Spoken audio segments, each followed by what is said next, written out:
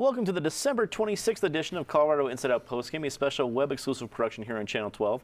Obviously, we cannot cover the entire year in 1/2 hour, but this was the week that we looked at the entire year of 2014 in our very favorite Christmas sweaters. So let's get a quick take on some of the major issues that we talked about in 2014 but didn't get to in our program. Same-sex marriage was legalized in Colorado thanks to the 10th Circuit Court of Appeals. Recreational marijuana stores opened for business to national fanfare and a variety of late-night jokes. And how to fund road projects like the Boulder Turnpike and I-70 were big topics that we talked about. Patty Calhoun from Westward, it's a jump ball. Take your pick. What jumps out at you? Well, I'm going to focus on the two social issues because we are not going to solve the highway transportation problem before 2014 ends. The fact that the American population is definitely for same-sex marriage now, and all of a sudden we saw the courts agreeing so quickly, and how unbelievably fast that turned around. This summer, it was a huge, heated conversation here in Colorado when the Boulder clerk started issuing same-sex marriage certificates, just as the Boulder clerk had almost 40 years ago. And all of a sudden, when the Supreme Court's inaction took action, it's changed. We're done. I mean, it looks like same-sex marriages will continue. Also, by the same token, despite problems that some people are having with what's gone on in Colorado with legalized marijuana, it's been much smoother than the naysayers had predicted.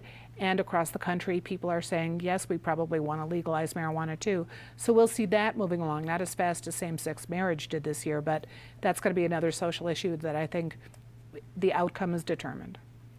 David Kopel from the Independence Institute and DU Law School. I think Pat makes a great point about the speed of progress. I mean, not only on the same-sex marriage, but medical or recreational marijuana in Colorado. It didn't seem to bring the Armageddon that a lot of pot opponents predicted. It also hasn't been this boon of money that's going to help us pave I-70 in gold, but it's been okay, which I guess is probably the best way it could happen.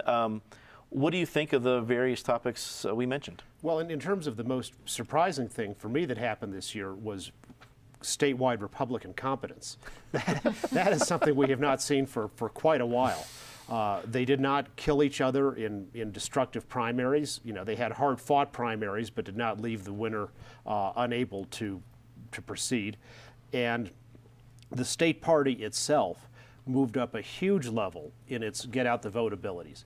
You know, back in 2004, I think George Bush won that election because they had better targeting and ability to turn out their particular people, and that's what put them over the top in Ohio in particular. And then the Republicans, it's constant arms race. Michael Bennett's Bannock Street project saved him in 2010 with their greater abilities to target. And I think Mark Udall made the mistake of thinking that Bannock Street was guaranteed was what would be needed to put him over the top, and if you just talk enough about women if they had uteruses but not brains, that would move. They'd find the women who think like that and get them out to vote. It didn't work, and partly was because the Republicans greatly improved their ability to go get their less energetic but Republican-inclined voters out to the polls. And besides that, Ryan Call learned how to speak Spanish, or maybe knew it for a while, but anyway, he was on Spanish TV and doing a good job of outreach there. So the Republican Party, for the first time in a long time, performed at a level of competence close enough to the statewide Democratic Party that they could win close races. Eric Sonderman, political analyst. So far for our jump ball, we have progress on social issues, Republican competence. What do you pull away from 2014? I'm going to hit three real quickly if I can. Echoing Patty on gay marriage, if we sat around here a year ago, I think the consensus around the table was that gay marriage was coming, but I don't know that we saw it coming in 2014. The fact that it is a fait accompli in Colorado and in most other states across the country is remarkable social progress in a short period of time. With regard to recreational marijuana, I guess I differ a little bit. Let's let's be a little mellow and maybe keep not get the confetti out prematurely. I think it is worth noting that the tax revenues off of recreational marijuana are a small increment of what was projected, so it has not nearly met a lot of the promises and forecasts in terms of the tax revenue generated. And in terms of its long-term impact, yeah, that's a 10-year project. That's a 20-year project in terms of youth usage, et cetera. So that is still a work in progress, but maybe keep the confetti in check. Lastly, we had 5 ballot issues on the ballot this year. Only one of them got across the finish line, that being the open negotiations, school board negotiations. And if there's a big surprise to me, the author of that one that was successful is none other than our friend John Caldera. Who would figure that John had the one winner of the year? It'd be kind of fun to go back a year from now, see what was the longest odds. Caldera winning a ballot issue. Had to be pretty much up there. Had to be up there. Penn State attorney Greenberg Traurig, also a long-time state lawmaker. From all the different issues we didn't get a chance to talk about on the show, what do you pull away from 2014? You know, I agree with much of it in terms of gay marriage. I think what was probably most startling is, number one, the Supreme Court sort of set the stage when they declined to hear some cases, and then the speed with which judges, federal judges appointed by both Republican and Democratic presidents, all got to the same place and eventually started repealing bans in a number of different states. It's not quite a done deal. There's some cleanup, but I think the people have spoken and the courts have basically said this is going to happen.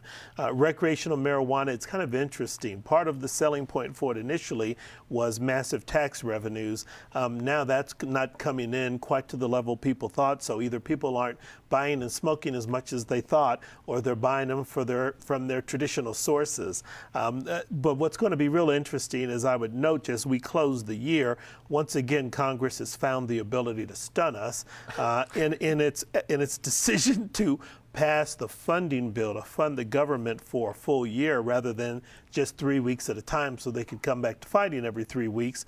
They threw in a final kicker that bans DC's ability to implement the decision of the voters there to legalize recreational marijuana, which is heavy-handed and silly, but I guess it shows that if you can't do it, sometimes you just do it, whether it's right or wrong. And the other thing is, you know, we saw some movement in terms of funding infrastructure in our state, but we also saw some lessons that sort of tell you sometimes it's not what you do, it's how you treat people in the process. And CDOT is learning that, and we'll see if they repeat that with regard to the I-70 East project that's proposed to go through Glowville, Swansea, and Elyria, beginning work in 2015.